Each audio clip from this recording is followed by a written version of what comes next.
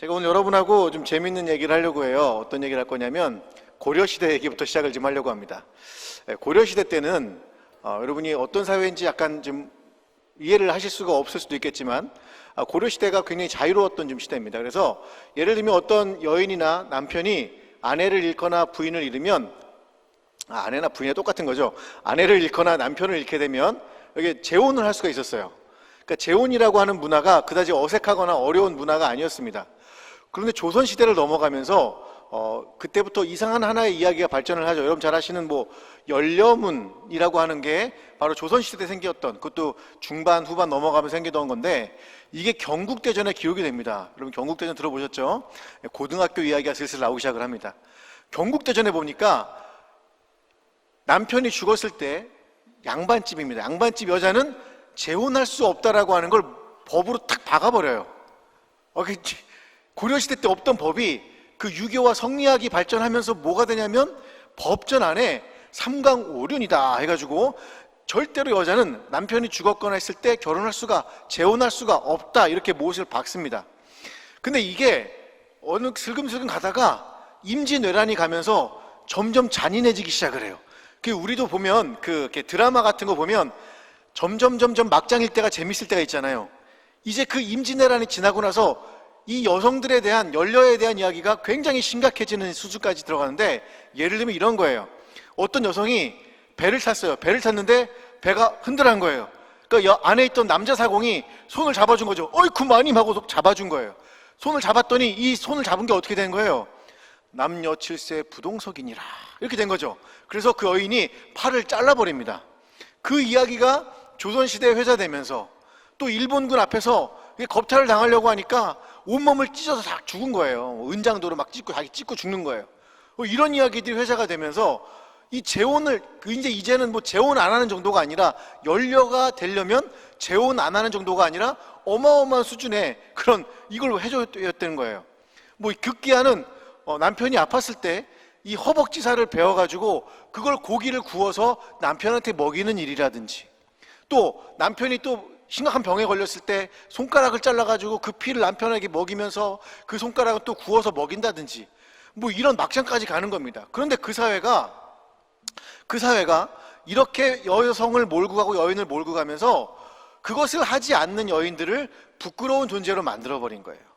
그러니까 사회가 그런 여인들에게 너는 그걸 안 하면 부끄러운 거야 라고 하는 낙인을 찍어가기 시작을 한 겁니다. 그래서 그 조선시대 때 어떤 글을 보면 20살 먹은 여자에 대한 이야기예요. 남편이 죽었어요. 애도 못 낳은 상태로 죽어버렸어요. 그랬더니 시댁에서는 은근슬쩍 그러는 거예요. 어머 얘야, 나는 네가 죽는 걸 원하지 않는다. 네가 죽는 걸 원하지 않아. 그런데 영조의 그 딸이었던 그 옹주님이 남편이 죽자 굶어 죽어버립니다. 그러니까 온 세상이 이제 그렇게 돼야 되는 거예요. 시댁에서 얘기를 하는 겁니다. 우리가 바라는 건 그런 거 아니야. 죽지 마 얘야. 그런데 어머 저 집 보니까, 저 건너집 보니까 세상에 연려문을 받았더라고. 부럽긴 하더라 얘. 이렇게 은근슬쩍 밀어붙이기 시작을 한 거죠. 물론 친정아버지는 딸이 못 죽게 하기 위해서 애를 씁니다. 근데 이 중에 그 여인이 뭐라고 그랬냐면, 자기가 너무 용기가 안 나서 죽지 못하는 이것이 부끄럽고 수치스럽고 한탄스럽다 이렇게 표현을 했어요. 여러분, 이 부끄러움과 수치는 그 여인이 잘못해서 만든 수치인가요? 그건 아닌 것 같죠? 오늘 여러분과 제가 읽은 이 성경을 읽다 보면은 이런 이야기가 등장을 합니다. 여러분과 제가 읽은 성경을 보니까 사회가 부끄러워라고 하니까 부끄러워했던 한 여인이 있는데 이름이 나오질 않아요. 이름도 없고 그 여인은 그냥 귀신에 의해서 병을 앓던 한 여인이었고, 그 여인은 허리가 꼬부러져 있던 그런 여인이었던 겁니다. 저는 오늘 여러분과 함께 이 얘기를 한번 해보고 싶습니다. 누가 진짜 부끄러워해야 되는지, 부끄러움은 우리의 몫인지, 과연 이 시대를 살아가는 청년들, 여러분의 삶이 여러분이 과연 부끄러워해야 될 건지, 내가 좋은 학교를 가지 못했다고 해서, 내가 돈을 많이 못 번다고 해서, 내가 지금 성공하지 못했다고 해서 그 부끄러움이 과연 여러분의 몫인지를 얘기를 해보려고 해요. 물론 저 역시 마찬가지였습니다. 저도 만만치 않은 인생을 살았던 사람인데, 여러분 제가 대학 시험을 딱 봤어요. 붙었을까요? 떨어졌을까요? 아멘. 떨어진 줄로 믿습니다. 전기가 떨어져서 후기를 본 거예요. 그때는 전기후기란 게 있었는데, 또 그러고만 했느냐? 제가 군대를 나와가지고요, 떡 하고 이제 입사 시험을 봤습니다. 제가 이제 나는 신학은 안 되겠다, 내가 목사는 안 되겠다, 내가 회사를 가야지 하고 유수의 기업입니다. 딱 이름만 되면 알만한 그런 기업에 원서를 냈습니다. 전 자신이 있었거든요. 됐을까요? 안 됐을까요? 또 떨어진 거예요. 제가요 얼마나 창피했는지 몰라요. 제가 얼마나 정말 시쳇말로 쪽팔렸는지 몰라요. 얼마나 창피하고 얼마나 부끄러운지 모릅니다. 그러면서 생각을 해봤어요. 이 부끄러움은 나의 몫이구나, 내가 열심히 안 살아서 그렇구나, 내가 못나서 그렇구나, 계속 생각을 한 거예요. 그래서 오늘 여러분하고 함께 저도 역시 겪었던 젊은 시절의 이야기들, 그리고 여러분이 지금 겪고 있는 이 부끄러움들과 수치심은 과연 여러분의 몫인가, 아니면 우리는 그것을 어떻게 극복해야 될 것인가를 오늘 본문을 통해서 함께 이야기를 나누고자 합니다. 오늘 여러분이 성경을 읽다 보면 이 꼬부라진 여인의 이야기가 나오는데요, 자 11절을 한번 읽어보도록 하겠습니다. 우리 11절 함께 합독하겠습니다. 시작. 18해 동안이나 귀신 들려 앓으며 꼬부라져 조금도 펴지 못하는 한 여자가 있더라, 이렇게 표현이 되어 있습니다. 여러분 여기 보니까 이 여인이 귀신 들려 앓았다 이런 표현이 나와요. 제가 원문을 봤더니 귀신 얘기가 안 나와요. 귀신 얘기는 안 나오고 이렇게 돼 있어요. 아스세네이아라고 하는 헬라어가 써 있어요. 이 아스세네이아라고 하는 것은 연약한 이런 표현이에요. 그래서 여러분이 성경 읽다 보면 우리가 연약했을 때에 라는 표현이 나올 때가 있어요. 로마서나 이런 데 보면 그때 쓰던 단어가 바로 이 단어예요. 귀신 들렸다는 얘기는 없고 이렇게만 돼 있어요. 연약한 영을 가진 한 여인, 이렇게 돼 있어요. 그런데 웬일인지 우리나라 번역가들이 번역할 때 영어도 똑같이 돼 있더라고요. 귀신 들려있다, 악마에 들려있다, 이렇게 표현을 해놨어요. 그럼 얼마나 억울하겠습니까? 이 여인이 사고 때문에 그렇게 된 건지 아니면 어떤 병 때문에 그렇게 된 건지는 잘 모르겠지만 아마 병이 나서 그렇게 된 것 같아요. 근데 그 여인한테 너는 귀신 붙어서 그래, 너는 귀신이 이렇게 만든 거야 라면서 사람들이 그 여인을 수치스럽게 만들었던 것 같아요. 저는 그걸 보면서 생각을 해봤어요. 가끔 우리 어머님도 그러셨는데, 야 이거 다 귀신 때문에 그래, 그런 거예요. 뭐든지 다, 뭐든지, 병뿐이 아니라 뭐든지, 제가 성격이 더러운 것도 다 뭐 때문에 그래요? 귀신 때문에 그래요. 네, 우리가 샀는데 물건 잘못 샀어요. 왜 그래요? 귀신 때문에 그래요. 이런 얘기를 들었던 것이 기억이 나더라고요. 이 여인은 정말로 귀신 들렸다라고 하는 그 오명을 뒤집어 쓰고 그 고통을 살아나갑니다. 그리고 또 하나, 18해, 몇 해요? 네, 18해. 그냥 편의상 제가 18년이라고 하겠습니다.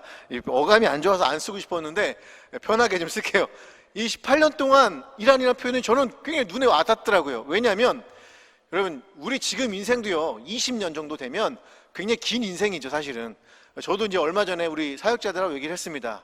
제 나이가 이제 어려 보이긴 하지만 먹을 만큼 먹었답니다. 여러분 20년 뒤면 제가 세상을 떠났을 수도 있어요. 굉장히 긴 시간이죠. 그렇게 짧은 시간이죠. 그러니까 20년 뒤면 여기 계시는 이제 여러분, 이 온라인에서 예배 드리신 여러분이 다 이제 50대 60대까지도 있으실 것 같아요.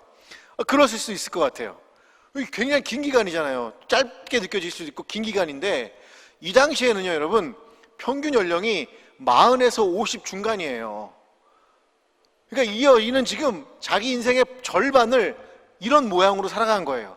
여기 나와 있는 꼬부라졌다고 하는 표현은 어떤 표현이냐면 머리가 땅 끝에 다 있어요. 그래서 여러분이 영어 성경을 읽으면 벤트, 이거를 뭐라고 하냐면 더블 되어 있어요. 더블드, 이중으로 접혀 있다라는 거예요. 여러분 옛날에 그 사용하시던 폴더폰을 생각하시면 돼요. 폴더폰처럼 이렇게 여인이 딱 이렇게 돼 있다는 거예요. 와, 여러분 이게 기가 막히지 않습니까? 한 인생을 살아가는데 세상에 20년 가까운 시간을 이렇게 폴더 인생으로 살아간 거예요. 구부러진 인생으로 살아간 거예요. 그 여인이 걸어 다닌다고 생각을 해보세요. 여러분 머리가 땅에 박혀있고 걷는다고 생각해 보세요. 지나가던 사람들이 뭐라고 그랬을까요? 아유, 쟤는 뭐 이렇게 죄를 저질러가지고, 쟤는 도대체 왜 이렇게 어떤 죄를 저질렀길래, 제 부모는 도대체 어떤 죄를 저질렀길래. 우리나라 표현으로 하면 전생이라는 표현을 쓰잖아요. 전생에 무슨 죄를 저질렀길래. 이스라엘은 그런 개념이 없습니다. 성경엔 그런 개념이 없어요. 그런데 이 사람들은 그렇게밖에 해석을 안 한 거예요. 저게 얼마나 잘못을 했으면 귀신 들려갖고 저렇게 몸이 꼬부라져, 아이고, 이렇게 했던 거예요. 근데 그 여인이 지금 어디에 있냐면 하나님의 말씀을 듣기 위해서 회당이라는 데 와서 앉아 있어요. 회당이라는 데 가만히 앉아 있는 거예요. 저는 이 장면이 정말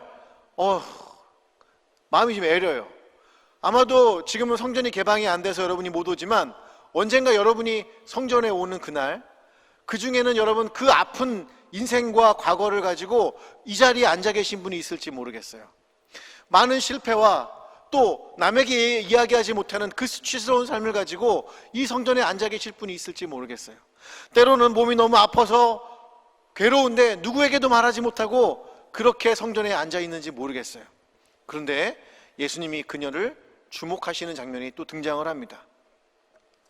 바로 여러분, 이 11절에 보면 숨겨져 있는 두 개의 단어가 있어요. 그게 뭐냐면 카이이두란 단어예요. 카이이두는 뭐냐면 그리고 혹은 그러나, 그 다음에 이두가 보라, 이런 뜻이에요. 그러니까 예수님이 뭐라고 하신 거냐면 막 예수님이 회당에서 설교를 하셨어요. 막 설교를 하고 계시는데 그때 예수님이 그러시는 거예요. 그리고 보라, 여기 18일 동안이나 귀신의 아름이여 꼬부라져 있던 한 여인이 있다라고 얘기하신 거예요.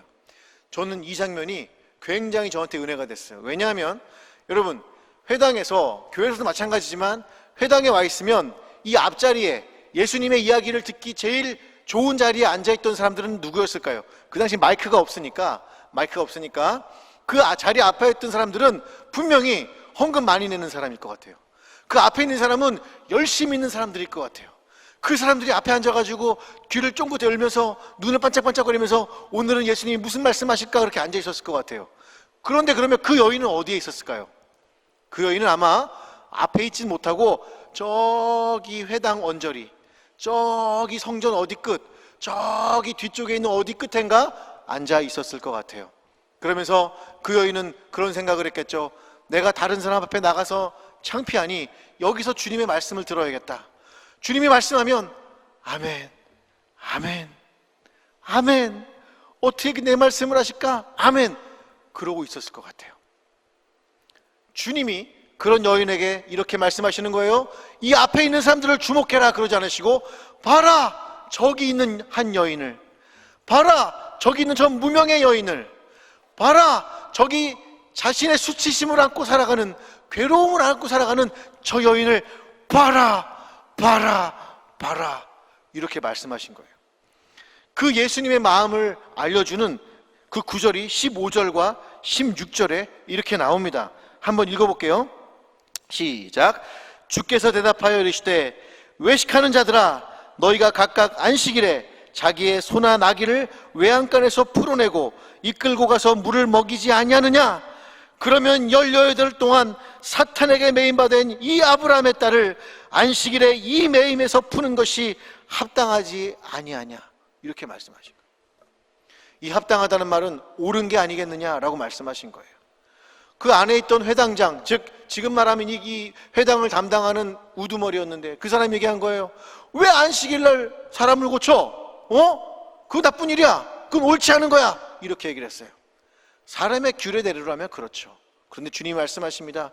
이 안식일이 왜 정해졌는데, 이 안식일은 그런 사람들에게 수치감을 주려는 게 아니야. 이 안식일은 그들에게 하나님의 말씀을 주고 그들이 다시 회복하는 그런 날이야. 이렇게 하는 것이, 그 여인에게 힘을 주는 것이, 그 여인을 고치는 것이, 그 여인을 회복하는 게, 그게 바로 옳은 거야 라고 말씀하시는 거예요. 여러분 잘 아시다시피 제가 봉천동에서 이렇게 좀 사역을 했던 적이 있었어요.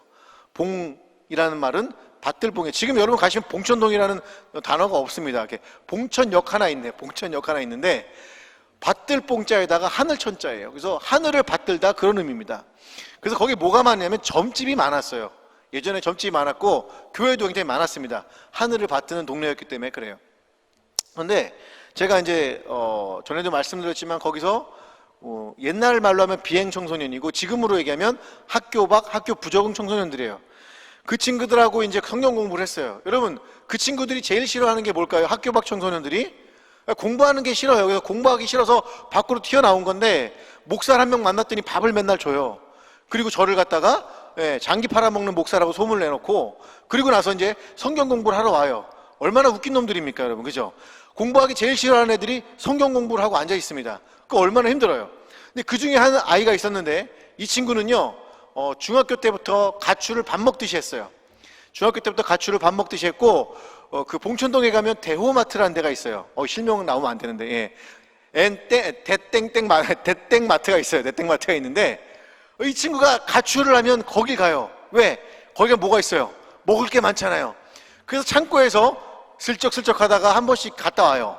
그리고 그 화장실에서 불을 내가지고 방화까지 했던 이 방화범이기도 한 거예요. 그런 친구가 성경 공부를 하니 성경 공부가 되겠습니까? 어렵죠. 그날따라 제가 뭘 설명했냐면 하나님 아버지에 대한 설명을 했어요. 하나님 아버지는 선하신 분이야. 하나님 아버지는 좋은 분이야. 너는 그 아버님을 섬기고 사랑해야 돼 라고 가르치기 시작을 했어요. 그때 그 친구가 그냥 뭐 그런 거예요. 그냥 뭐 아버지? 하나님 아버지 알았어. 좋은 분이 알았어요. 좋은 분인가 보죠 뭐 이러는 거예요. 제가 궁금하잖아요. 이 친구가 왜 이렇게 반응이 이런가. 하나님 아버지가 좋은 분이라면 그래요? 뭐 이래야 되는데 그게 아니라 뭐 좋은가 보죠 뭐 이런 식으로 나오는 거예요. 그래서 이제 그 친구의 얘기를 들어봤습니다. 너의 아버지는 어떤 분이니? 라고 물어봤어요. 이 친구가 얘기를 하는 거예요. 마음을 안 열다가 그날따라 얘기를 하는 거예요. 무슨 얘기를 했냐면 초등학교 때 있었던 얘기를 하는 거예요. 초등학교 때 그 서울대 입구 사거리에서 이 봉천 고개까지가 거리가 한 1km 정도 됩니다. 1km. 근데 지금도 생생한 거예요. 그 친구는 아버지가 자기 엄마 머리를 이렇게 그 뽀글뽀글한 엄마 머리를 이렇게 아시잖아요. 아줌마 머리를 아시잖아요. 머리를 탁 붙잡고 끌고 가는 거예요. 술에 취해가지고. 그러면서 엄마를 막 때리는 거야. 이 나쁜 년아. 때리는 거야. 그 초등학교 때는 그 애가 엄마가 너무 불쌍하니까 아빠 이러면 안 돼요. 아빠 이러지 마세요 하는 거예요. 그때 아빠가 또 이 술 차였으니까 뭐야 이놈은 그러면서 아들 머리를 붙잡고 또 끌고 가면서 아들을 패는 얘기를 쭉 하는 거예요. 그날 제가 너무 충격받았어요. 그때 하나 알았어요. 제가 뭘 알았냐면 내가 하나님 아버지를 설명할 때 그냥 일반적으로 설명해서는 안 되겠구나. 아버지에 대한 표상이 좋지 않은 어떤 친구들은 이 하나님 아버지를 잘 받아들일 수 없을 수도 있겠구나라는 생각을 했는데 몇 주가 지났습니다. 몇 주가 지나서 제가 가끔 이제 우리 그때 성경 공부하던 친구한테 물어봐요. 뭘 물어보냐면 내가 왜 너희들에게 이렇게 밥을 주고 왜 이렇게 성경 공부하는지 그 목적이 뭔지를 제가 물어봐요. 그래서 그날도 물어봤어요. 혜진아, 내가 너희들하고 이렇게 밥을 먹고 같이 함께 너희들에게 밥을 대접하면서 성경 공부하는 이유가 뭔 거 같니? 이렇게 또 물어봤어요. 그런데 그 친구가 저를 이렇게 많이 쳐다보는 거예요. 그러더니 약간 어눌한 표정으로 저를 보면서 이렇게 얘기를 하는 거예요. 치유해 주려고요. 치유해 주려고요. 근데 제가 그 얘기를 딱 듣는데 너무 깜짝 놀랐어요. 그 주님의 마음을 그 친구가 느꼈던 거예요. 오늘 이 본문에 봤던 그 여인이 느꼈던 그 예수님의 마음을 그 친구가 동일하게 느꼈던 거예요. 목사님이 알려준 그 예수님이 저를 치유해 주는 것 같아요. 제 마음의 상처가 응어리가 이렇게 꽝 있었는데 아버지에 대한 분노와 미움과 그 아주 아버지를 죽이고 싶은 그 마음이 있었는데 제가 그 마음이 치유된 것 같아요. 그 얘기를 그때 하는데 제가 너무 깜짝 놀랐어요. 그 친구한테 항상 만날 때마다 물어봐요. 아버지랑 관계 괜찮니? 네, 지금은 좋아요. 아버지 제가 핸드폰도 사드리고요. 제가 돈 벌면 아버지 이렇게 해드려요. 그 얘기를 듣는데 너무너무 감사하더라고요. 오늘 그 예수님의 마음이 바로 이런 마음이었던 것 같아요. 그 예수님이 말씀하십니다. 18일 동안 사단에게 매임받은 이 아브라함의 딸을 안식일에 이 매임에서 푸는 것이 합당하지 아니하냐? 합당하지 아니하냐? 여러분, 오늘날 우리가 살아가는 이 교회, 오늘 이 영상을 함께 보는 여러분 중에 이 꼬부라진 여인과 같은 분이 있을 줄 믿습니다. 아니, 그렇게 생각이 들어요.